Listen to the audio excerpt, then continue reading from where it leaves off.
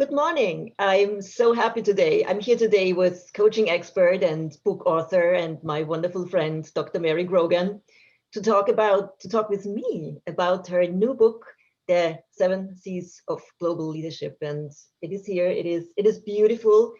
Coming from a humanistic standpoint, it is amazing how inclusive and how much you embrace diversity and how much you reach out and really see the value in each and everything we do and the importance in everything that goes. So your book is such a beautiful and passionate vision that we all belong to each other and we have to lead with integrity Mhm. and with inclusion and with all these special things that make us so special. Now, Mary, can you tell me a little bit more about that book? So when was that seed planted? When did you start thinking about that you would like to write a book about all these different things? Thank you, Elizabeth, and good morning to you too. It's a beautiful, cold, sunny, but very snowy day here in Toronto. So it's a perfect day to talk about humanism and how we're all connected. Um, I think I've always been a reflective practitioner in my education. I was a teacher since I'm 18 years old in the old days. Wow. And I always took time to think about what did I learn. And perhaps because I was so young and always curious about people and living in a diverse city where I've always been in schools with refugees and immigrants, in some cases, very much the minority. So I've always wanted to learn from them. And I was a natural reflective practitioner since the beginning of my craft. And what spurred me to get into this whole idea of the reflective practice being so unique was when I started doing behavior science at Ross Ah, and realizing that the behavior interviews wanted to focus on the number. Did they get 8 out of 8? Did they get 10 out of 10? Did they ask the right questions? But some of the humanity of the people that are being interviewed, some of the aspects of their losses when they were doing a kidney flush or they had some problems, we never really asked about how did it happen? How did they have these losses and what's the impact? And as an educator of children and people who train for teaching, I was thinking there's a holism here that we're missing. There's a connection. So I started to really think about it, and then having that chance to do reflective practice that combined the service learning project and hearing some of the resistance that they had not thought about that. They just were interested in practicing the blood pressure or taking a history. And why was I complicating things? So, or why did I need to do that? Because the medical person had this vision of being a surgeon and they didn't need to reflect on some of that cultural and human aspect. And then when I finished um, my qualitative research, during that period, as I began to hear more stories, I realized, people don't reflect naturally. I'm assuming I'm wrong. Maybe I could leave something that people could pick up, bring it home, put it in their desk, put it and use it as an ongoing piece of personal and professional development. And so I did that. And I think we're competency based. Education is competency based. And although I had a vision, it's competency based. So I wanted to be a strength builder. And as a result, I wrote this book as if we're going on a trip internally and didn't know that a pandemic was 2 years away. And it's been shocking right, that the right, people think I've written it during a pandemic of pausing, when in fact, that's some quality of practice that I've always had is my discipline. right, right. No, So it's, Mary, thank you very, very much. And mhm. you gave me here a very important point. And in fact, yesterday was the last day of a national rotation that we gave at Saga School of Medicine for students from other medical schools to learn how to become teachers themselves. And reflection is a very big piece. Mhm. And in fact, one of our students presented a project about the social determinants of health and how Mhm. to include this into Mhm. teaching and how to teach Mhm. students how to Mhm. be mindful of that. Mhm. So mentioning the service learning project that you did in Dominica, and you had this beautiful event, and I remember I attended this event where the students shared with us their impressions and their Mhm. deep reflections, what they saw in the community. That was so touching, and Mhm. so it was so strongly moving. Mhm. There is a need, and I feel this need is just not enough out there.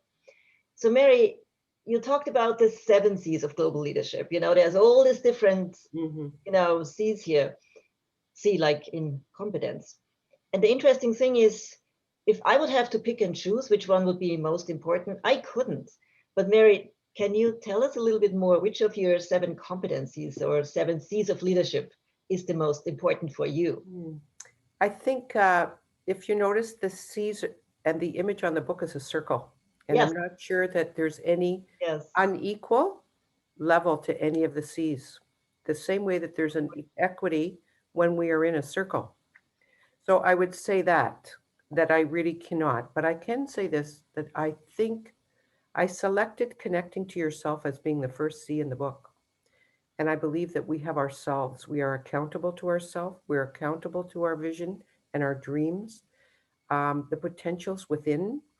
And until we take ownership of that and that aspect of our own leadership and realize our own potential, then I don't think we can recognize that in others and we can't empower others to take their part. So I really believe the connecting to self is the basis of any leadership. Self-awareness, it's we've note that by all the research tells us that if you're an unaware, emotionally unaware, if you're culturally unaware, if you're unaware of how groups form or the change process, and you've never really looked at yourself and your role, then you're not grabbing your own power to really make a difference. That is so That true. explains it. That is so true. Thank you. It's really recognize thyself, right? If you don't recognize thyself, Right, how can you recognize anybody else or anything right, else? This is so right. true, Mm-hmm, which kind of leads us a little bit into teaching philosophy and mm-hmm, mm-hmm, understanding how we tick in order to serve others or in order to guide others, to discover themselves. mm-hmm, You and I, we have another thing in common. We are both passionate teachers mm-hmm, and we love teaching at all levels, and it's mm-hmm, it's fun, and we really we feel this joy that we have doing this. mm-hmm. And I always keep saying teaching is really leadership. It's a very specific way of leadership. It can be nurturing, it can be guiding, it's usually servant leadership. Mary, can you draw this connection between teaching our own teaching experiences with your leadership vision? Absolutely. I think it's a great connection. Thank you, Elizabeth. Um, for me, there's such an energy to tap into your potential and to light a fire in somebody else.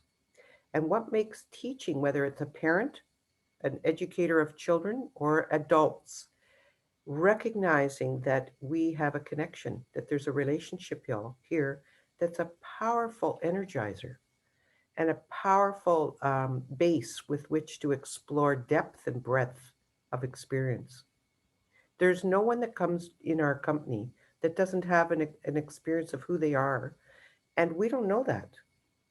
So it's the most incredible profession because the possibilities of opening up experiences and deepening an experience as we connect with each other.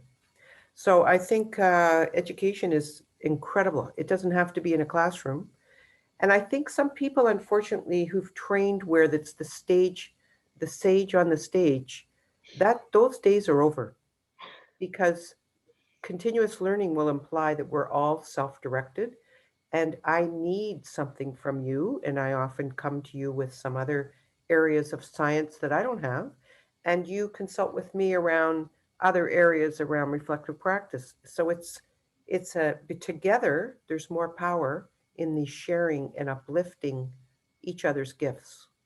So I don't think there's anything more powerful. I couldn't agree more. I always learn so much from my own students. It's such, but I also have to make myself open to this. And as you say, I left the stage when I was a professor at Ross, right? And we had Right, proper didactic right, lectures. And right. I consciously always stepped down from my stage and said, okay, guys, now let's form groups and Mhm, let's have a conversation about what I just talked mhm, to you. So it's clear for everyone. Invite your buddies, bring your chairs, let's talk about this, right? And I always keep learning so much from my students. It's a beautiful way to keep in this continuum. mhm. Thank you so And much. it's in a space. It's And fabulous. I think the truth is that a real teacher who's a visionary leader wants her students or his students to be empowered, it has to be conceptually in a space where it's safe and inclusive so that there's innovation, creativity, curiosity. It's not a dead space, it's alive, colorful, with different people in that space, even if they're not there physically.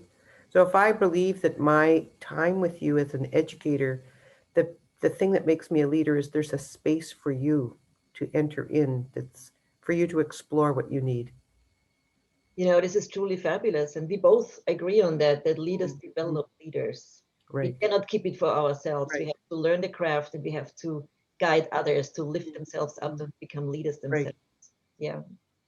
No, Mary, thank you so much for sharing all this with me. This is such a treasure, and I'm Mhm, we're both so blessed that we have the time and the space to do this. mhm, mhm. And it would be not, well, it's during a pandemic, and it probably would not have been set up that easily unless it was a pandemic. So maybe there is something good that comes out of this. There's always good. That's always good. Now, as we draw this interview to an end, Mary, I know that your book is just the beginning. I Mhm. know that you have a big vision with your book. You want to go above and beyond with this. So, Mary, why don't you tell us? So we all know, and we will probably knock on your door. What will be your future My offerings? my vision Yeah, is that anyone contemplating leadership, maybe they're in a leadership spot, they really haven't given thought to how they lead. For people who are leading and struggling, to do it alone is counterproductive. yeah. It's not possible. So my vision is to provide opportunities for small groups to come together and do reflective circles. There's a healing that happens with circles, and there's a support that happens in a circle. And so I will be offering reflective practice coaching or reflective circles for people who are interested in exploring and deepening their own potential. So I vision it that it would be an 8-week session. And although I've had some people who've come to me independently, I'm Mhm. hopeful that I'll be able to do that in a group, whether it's students or whether it's an afternoon or whether it's over 8 weeks. I think at this point, because it's fairly new to adapt the book, I want to use the book as a base, and the people will identify what they need, and it will be truly a reflective approach. Fabulous. Thank you very much. And to all my listeners and to all the readers of my blog, the reflective practice questions that are used in this book, they are so applicable. And we had a conversation prior to starting this interview, how mindful they are and how well they guide you really towards a journey into yourself. Right. Mary, thank you so much for your time giving me this interview. Thank you. This is Thank you. wonderful, and we will be in touch. And I can't wait to hear more about your courses and your offerings. And as soon as they're up and running, I will tell my readership about this as well. Thank you, Elizabeth, for the interview and for the taking the time on this beautiful Saturday morning. My It's pleasure. all about your leadership as well, just expanding and offering kind of dialogue. If we cannot do dialogue with other leaders, we're kept frozen, and this is the way of the world. We need each other, and thank you for this wonderful opportunity to Thank you share so much. ideas. I couldn't agree more, but I have you as my coach on my side. Thank you, Thank you. Mary. Have a Have a good day. wonderful day. Have a Thank good you so day. much. Thank you. Take care. Take care.